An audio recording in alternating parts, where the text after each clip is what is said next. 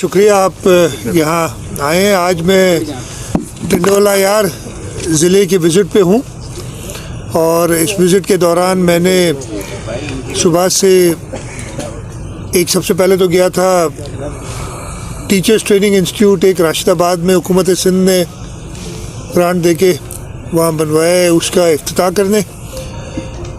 फिर मैंने deputy commissioner के दफ्तर में 4 मीटिंग्स की हैं।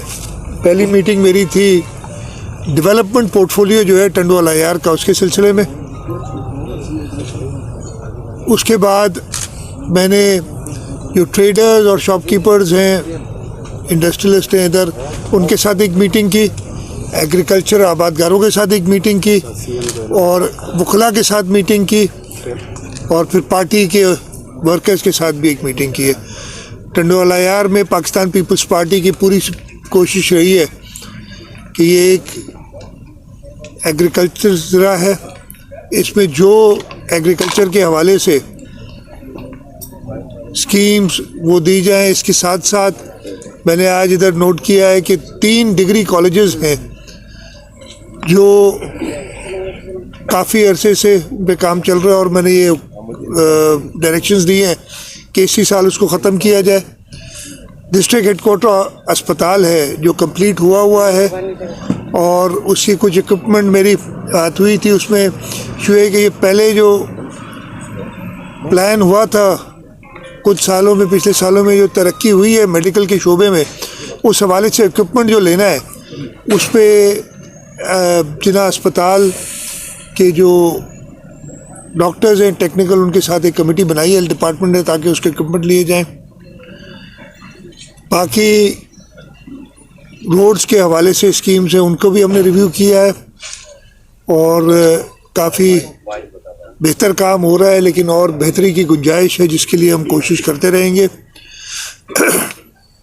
हमारे लिए बहुत ज़्यादा ज़रूरी है कि इस सूबे में हम सब जो इस सूबे के रहने वाले हैं वो मिलजुल के, आपकी सियासी वाबस्तगी कोई भी हो सकती है, आपकी मज़हब कोई भी हो सकता है, आप ज़बान जो भी बोलते हो, सिंध को ये फ़ख्र हासिल है कि मेरा ख्याल है दुनिया में कोई ऐसी ज़बान नहीं है जहाँ पे सिंध में उसके बोलने वाले लोग ना हो। और सिंध ने हमेशा खुले बाहों से सबको वेलकम किया है और अब हम सब की ज़िम्मेदारी है कि इस सूबे में अमन अमान कायम रखें। जो एक 1990 की दिहाई या 2000 की दिहाई या उसके बाद 2012-13 तक मसले थे जिसमें हमने बहुत ज़्यादा कुर्बानियाँ दी हैं। हमारी पुलिस ने, हमारे रेंजर्स और फ़ौज के लोगों ने शहादतें पाई हैं, बहुत सारे मासूम लोगों की जानें गई हैं, शहादतें हुई हैं। हम किसी भी सूरत में उस ज़माने को दोबारा वापस लाने की इजाज़त नहीं दे सकते। हुकूमत सिंध ने पिछले 7-8 सालों में एक एफ़र्ट किया है कि अमन अमान बहाल हो और अल्लाह ताला का शुक्र है कि इस वक्त सिंध में अमन अमान पाकिस्तान के किसी हिस्से से अगर बेहतर नहीं तो कम नहीं है।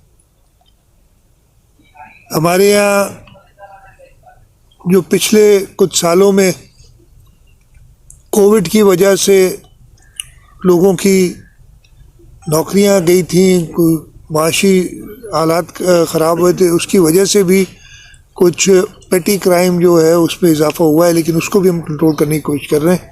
मुझे पूरी उम्मीद है कि इस सूबे के लोग, इस मुल्क के लोग एक अमन पसंद पाकिस्तान, एक मोहब्बत करने वाला पाकिस्तान, उसका क़याम करेंगे जिसमें हर शख्स अपने लिए, अपने ख़ानदान के लिए, अपने बच्चों के लिए, अपने दोस्तों के लिए एक बेहतर ज़िंदगी गुजारने की उम्मीद कर सके।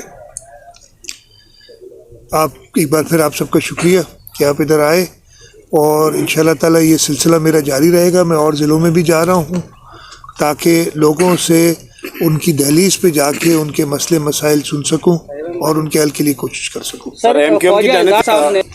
देखिए 2 चीज़ें, सबसे पहले तासुर दिया जा रहा है, आपने खुद कहा ये तासुर गलत है।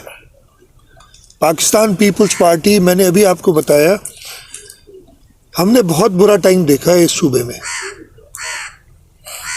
और इस सूबे में लिसानियत को ख़त्म करने का बेड़ा पाकिस्तान पीपल्स पार्टी ने उठाया है।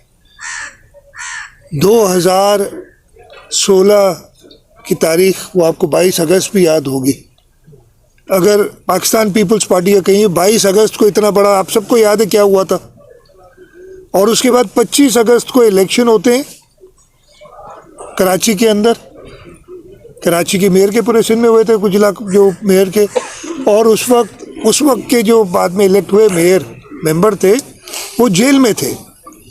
अगर मेरे में या पाकिस्तान पीपल्स पार्टी में लिसानियत कोई ऐसी होती तो उनको ना आने देते और इलेक्शन पे असरअंदाज होने की कोशिश करते, लेकिन कभी भी ऐसा नहीं सोचा है।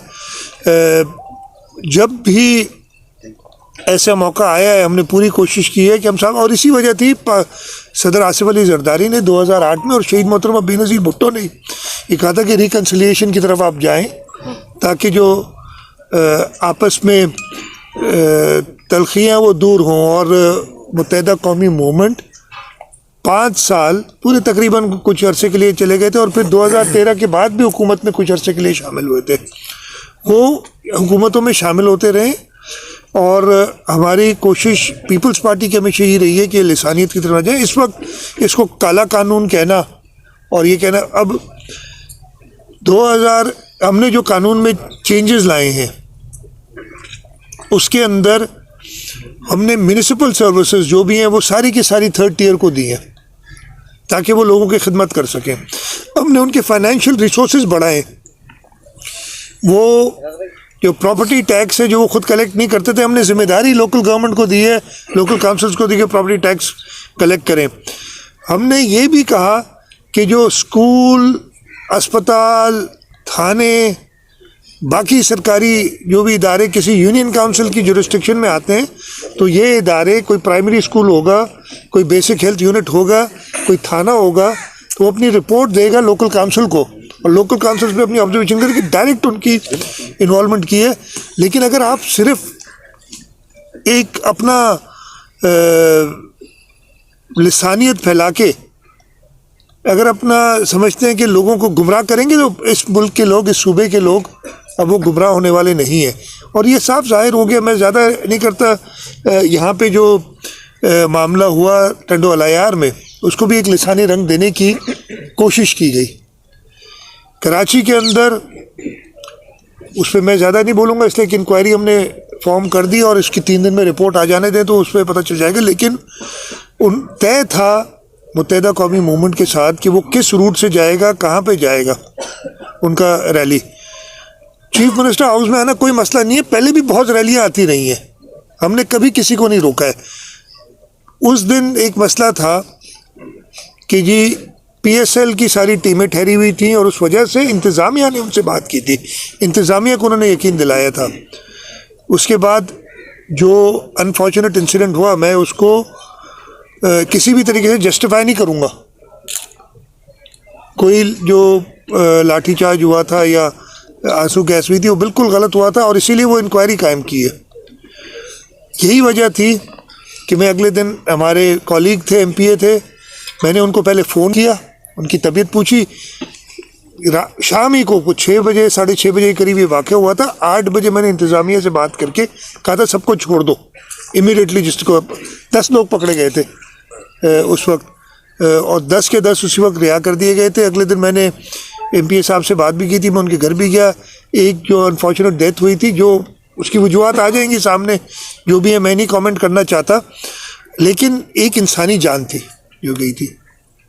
मैं उनके घर गया और मैंने उनसे ताज़ियत की, इसलिए कि वो एट्रीब्यूटेड था कि वो आए थे उस जगह पे और उसकी वजह से शायद कोई बात हुई हो। तो पाकिस्तान पीपल्स पार्टी जो है वो कभी भी लिसानियत की बात नहीं करेगी। बाकी ये जो अभी यहाँ मर्डर हुआ था उसकी भी एक हिस्ट्री है, पहले भी एक मर्डर हो चुका था ना। मैं पहले गया था किसी की वाक़या पे, ऑब्वियसली जगह ना, अभी अगर ज़रूरत पड़ी तो मैं उधर भी जाने के लिए तैयार हूँ, मैं पहले वालों के पास भी जाने के लिए तैयार हूँ, लेकिन इस वक्त कोई ऐसी ज़रूरत नहीं है।